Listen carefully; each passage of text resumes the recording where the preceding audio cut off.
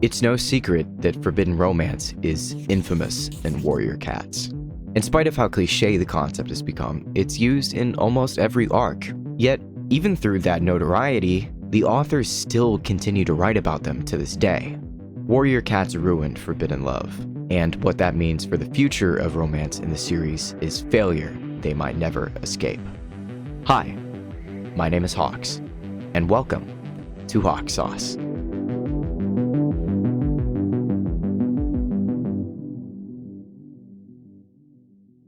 Graystripe and Silverstream was the very first forbidden love story to be written in warrior cats. And though we didn't know it at the time, it would also very quickly become the first of many. In only the first arc, we also had Blue Star and Oakheart and Yellowfang and Ragged Star, but then the numbers started to pile up. The controversy that drives so much of the hate for forbidden relationships in warrior cats easily stems from how stale it's been run dry throughout the long-running course of the series. Most of it may seem like an exaggeration, and while some of it definitely can be a bit too harsh, this criticism is not unwarranted. This is exactly how many forbidden relationships there are. Even with how large of a series Warrior Cats is, this much is still a lot. And it only includes confirmed forbidden relationships as well, leaving out examples like Firestar and Spotted Leaf, Leopard Star and Tiger Star, Clear Sky and Starflower, and Mothflight and Micah because of how vaguely they can be defined canonically as a forbidden ship for any number of reasons. But even without these hypotheticals, we're still looking at about 14 confirmed canon forbidden relationships in Warrior Cats, 13 of which have direct relevancy to the main arcs or are explicitly mentioned in those books, bringing us to an average of almost 2 forbidden relationships per arc, excluding a starless clan, which would only make matters worse. Point being, this is still a very generous estimation at best, given all that we have to work with. Forbidden relationships in Warrior Cats have become cliché. And though I think that's reason enough to dislike its overabundant presence in the books, that's still only about half the problem. Warrior Cats books are written 3 books in advance, which means that they would probably be finishing up something like Lost Stars by the time Veil of Shadows is drafted, or whatever that 3rd book might be. The frequency in their turnaround time, while probably good for profit, leaves us several windows where the authors lose out on hearing valuable feedback from the community until it's far too late.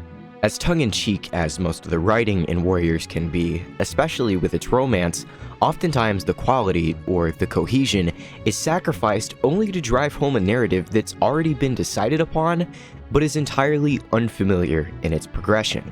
And with that comes a strange way of forcing things to happen, which often rubs off on a character's development and especially the nature of their relationships. While there's nothing that we can exactly point the blame on as to why forbidden love is so heavily overused, it is absolutely the forbidden relationships themselves that take the hit the hardest, and I think by far the worst example of how quickly this can ruin everything would have to be Bristlefrost and Rootspring. During the peak of the Broken Code's popularity, it's easy to say that not many people exactly liked the couple.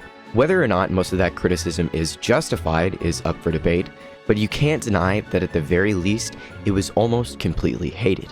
Of course, as is with anything, there were bound to be people that disagreed, but all the discussion died off as it faded into obscurity. The problem with Bristlefrost and Rootspring is largely consequential to the questionable development of their relationship. Bristlefrost is battling rejection and gets trauma dumped by Elderheart about StarClan, so why does she suddenly have the time to speak so casually and apologize to Rootspring in the first book like it's the only thing going on in her life?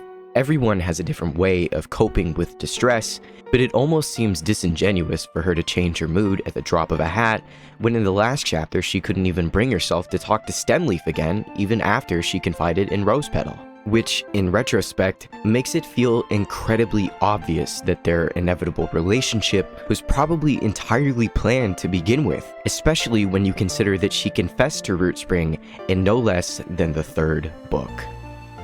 That's not to say that their actual relationship was all that bad though. Being forced doesn't necessarily mean that it was rushed. Bristlefrost x Rootspring was probably the most gradually developed couple in the entirety of the canon. They also expressed incredibly healthy points of view and insightful exchanges of dialogue that really help to understand the natural boundaries and limitations of a relationship. But no matter how good any of these stories are, we will already be inclined to think less of them just because it's a forbidden relationship. If only they didn't turn it into a trope with how much they overused it, maybe it wouldn't be so bad. But when you've already used this dynamic multiple times, and your fans feel as if you're pushing your boundaries and how similarly these relationships are contrived, it sours the mood for everyone and only causes division in the fanbase. And the solution, if there is any at all, isn't decorating these problems with complicated new rules that don't exactly solve anything either. Especially when what the fans really want to see you do is just come up with something more original, make it worth it, or stop writing about it so much. It took you almost 19 years for Forbidden Love to stop being forbidden. And even then, you're still writing about it. There is absolutely no reason when this is so common for this to continue to demand our attention like this. How many more times will we really have to hear about it? By now, it's too late for warrior cats to fix this cliche or make any considerable change to how it was written, but when they claim to have already solved its issues while continuing to ignore their own flaws, there is no progress to be made.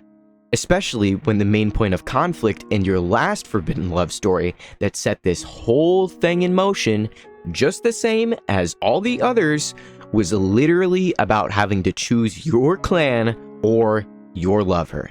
Something that this new rule still doesn't even account for. And so long as they never solve their problems, new ones will continue to be the focal point of the narrative and rehash the same issues in a never-ending cycle. Warriors may be one of the largest novel series in modern fiction, but that is absolutely no excuse to continually abuse what is basically a metadrama that only exists to be a plot point. It's lazy, and it really brings the integrity of the writing into question.